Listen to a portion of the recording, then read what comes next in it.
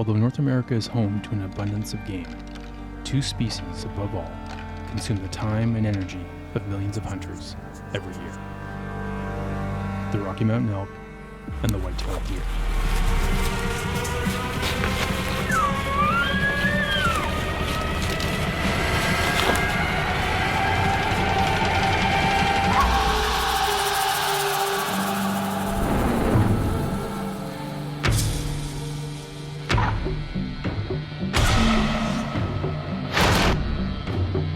For many, the pursuit of these animals is no hobby. It is an obsession. They'll sit for hours and days on end, travel far and wide, and forge unbreakable bonds,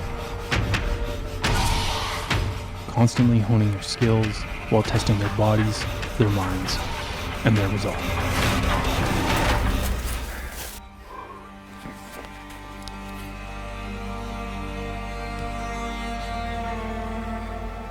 This story is for the devoted, for the hunters that embrace the process and know full well the time, effort, and determination required to find success.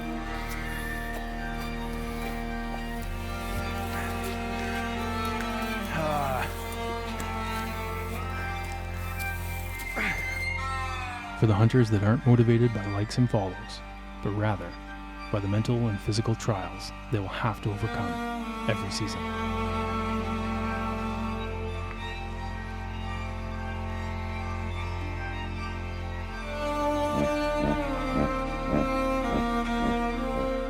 And although elk and whitetail hunting may seem worlds apart, both pursuits yield enduring lessons that are hard-earned and transcend simply cutting a tag.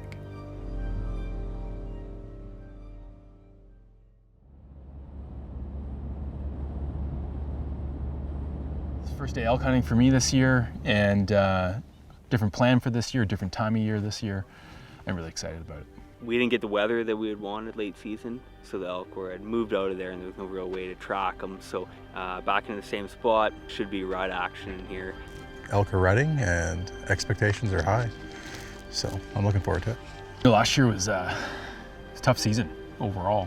We had a lot of new spots, traveled all over the province trying to get it done. And, just one of those seasons where we didn't have the strokes of luck we were looking for, and by and large in new areas, new country. And it's tough. It's tough to have success whenever you're going into new spots constantly. Comes with adventure, which is awesome, and I think that's why a lot of us do this. But definitely excited to be coming back into the spot we were in last year, different time of year, should be peak rut.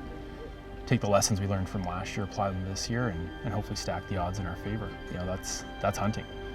Luck is luck, and hey, you never want to stare a gift horse in the mouth. You take those lucky days when you get them, but consistent success comes from constantly learning, always being out there, commitment to the process, and taking those lessons, applying them to the next season, and eventually it's going to come together. We're just like in here, probably about halfway to where we'll set camp. Going through a bunch of nasty blowdown. The boys just noticed a real fresh rub just across this little marshy wallow section. A couple of trees just beat to hell. So Tanner was in here last week. Didn't see a single rub. So rut action's got to be amping up. It's a good sign.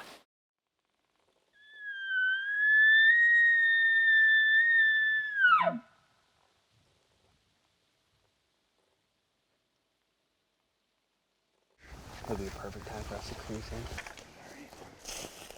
Made it to camp here.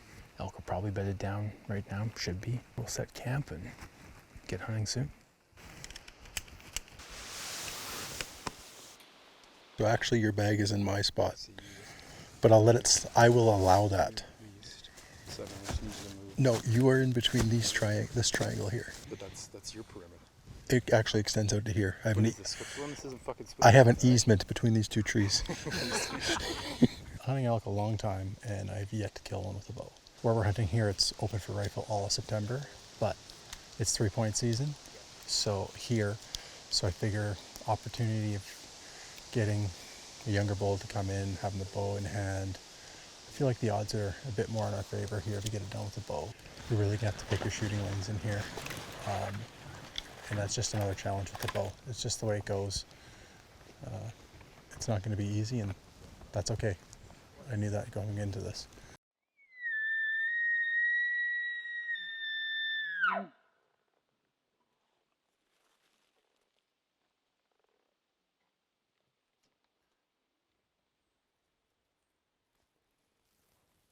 It's been pretty warm, super windy. It's really hard to hear just because of how thick this country is. So the plan is just been working these benches when start to come uphill, and before we'll get above each bench and just do some cold calling, try to stir something up. There's lots of sign in here, lots of trails, so they're in here somewhere. We just got to keep working our way down. Hopefully bump into something or get something to call back would be great.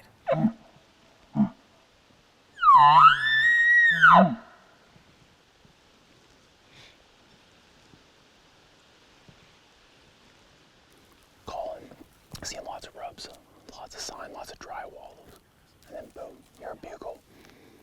Tanner just let off another one, responded right away. Doesn't sound like he's too far away, so we're gonna back up, try and get set up on him.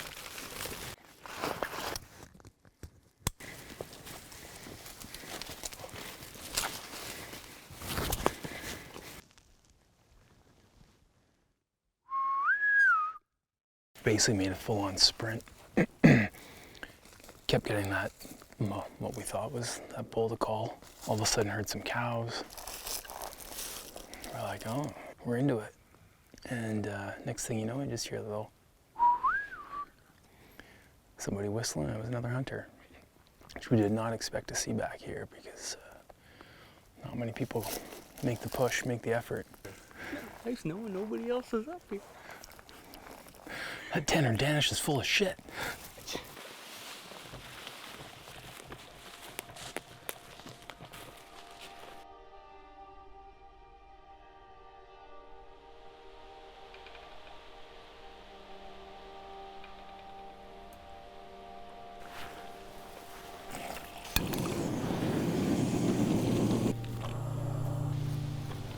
Covered a fair bit of ground, dry wallows, rubs, and then we passed a rub just walking up to this ridge this morning, but no action.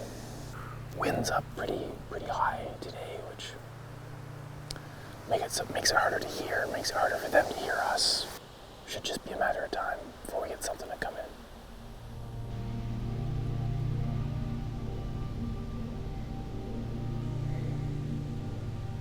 It's slow. It's been slow. We got up early, hit the trail right away, and whether it's the wind, the heat, it's just one of those days. There's not a lot of action. There's hours and hours, sometimes weeks, whole seasons, years for some people before they learn enough, put it all together to make it happen. And we're having one of those days.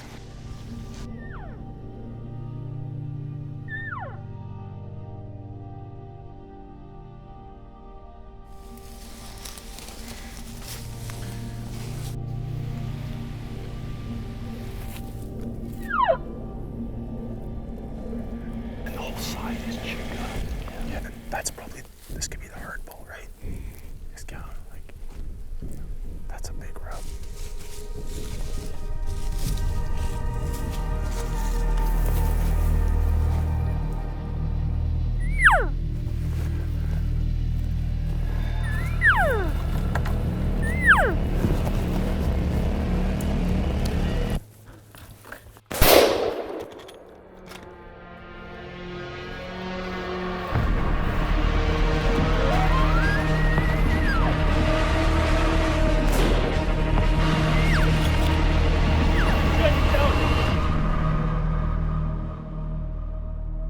I think he's a 6. He's a great bull. That turned around, man. How's that? Down. Although only one of us cut a tag, this was our bull, not my bull. Through 2 years of effort and perseverance, we had shared an experience that very few activities could come close to replicating.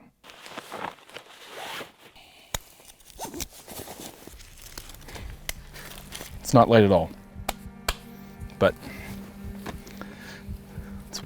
one of the big reasons we do this, right, is to come out heavy. In this case, we're coming out early and heavy.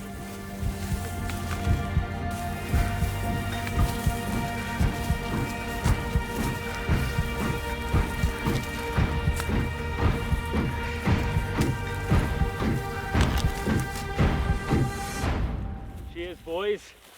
That is it. Fucking awesome. Thank you. Good job, you guys. Yeah. What a day. For last year, we kept looking up the mountain from the field, thinking there's got to be some action up here. So a couple weeks back, took a day, came in here, scouted around, found some new terrain, found a really promising looking scrape line. Put a cam on that, a couple of really good stand locations. Just get out there, always be learning, trying to figure things out. You put in the time, eventually you're gonna know where you need to be.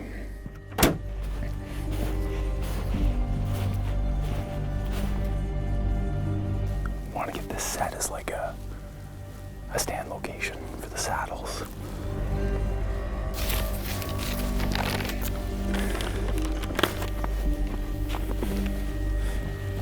Probably a buck watching us right now. Tons and tons and tons of sign. We're in a position where we can be selective. Freezers are full with elk. Another spot I want to check and put a cam into.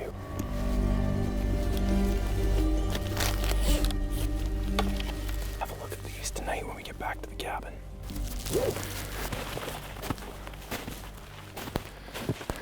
Pretty much took us the exact amount of time I figured it would.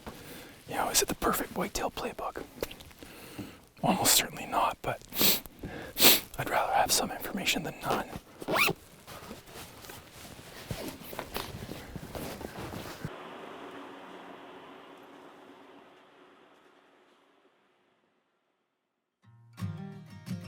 Late November found us back at Whitetail Camp, a year wiser and hoping to tag one of the big wily bucks that had eluded us the year before.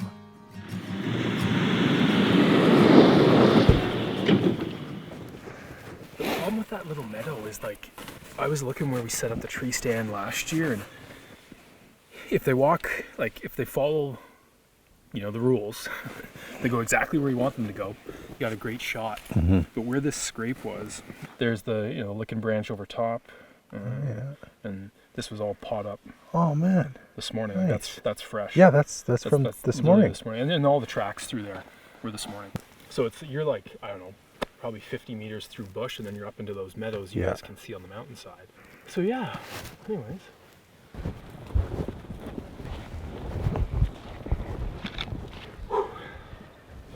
Yeah, not much further.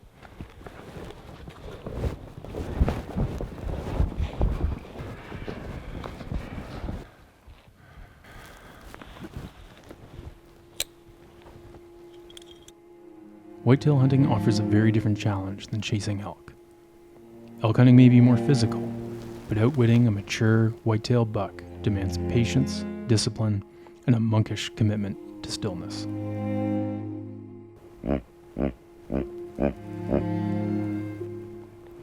It is a state of mind increasingly hard to achieve in our overstimulated modern lives, and as draining as the weight of a heavy pack on your shoulders.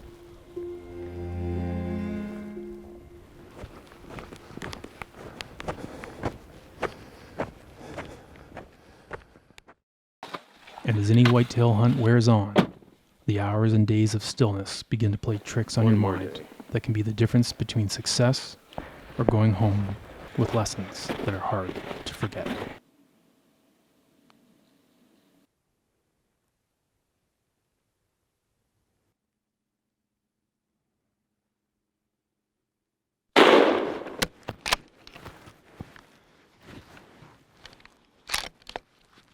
I thought it was a squirrel or something. I just seen a little bit of something flicker, and then I see an ear and part of an antler. So I just picked the gun up. There's a nice whitetail buck on the one left side of the fence. Got ready. He jumps over and stops. I put it right behind the shoulder and let him have it. Wow, that looked like a great deer. You know what? We passed on that buck this morning, and that's why you do that. Oh man.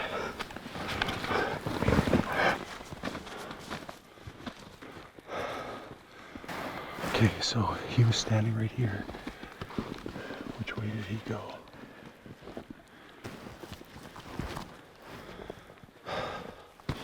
I don't think I hit him very good. Okay, he was kind of quartering to a little bit. I just put it right on his front shoulder.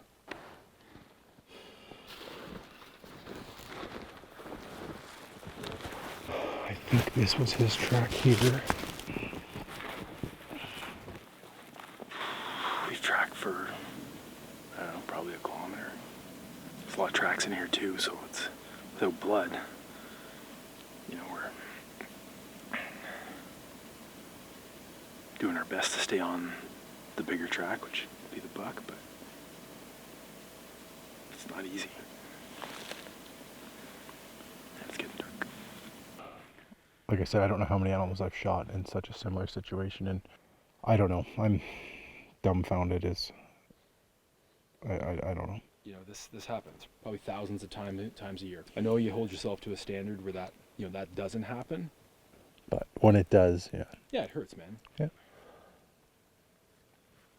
It's a tough one. It's a tough one to swallow, no question. Yeah.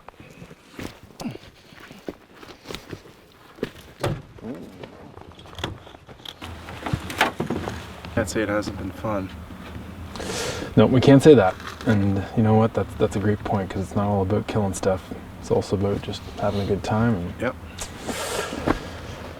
and licking wounds and keeping focus for the next season, right? Well, it's a tough pill to swallow.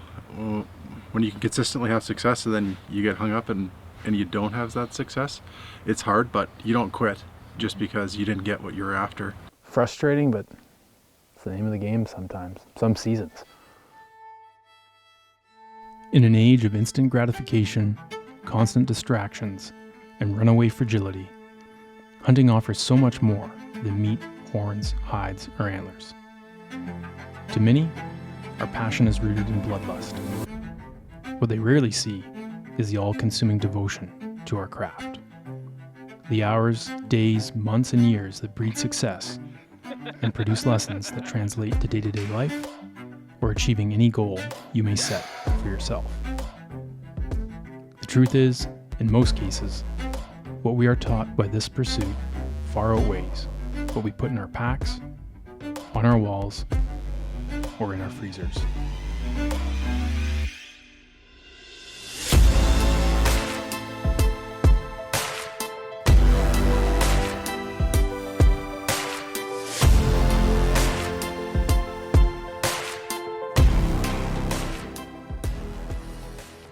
There's no I in team, but there's me and meat, so. You know, I can hit a Pilsner box at 50 yards like nobody's business. I think that's something that anybody can be proud of.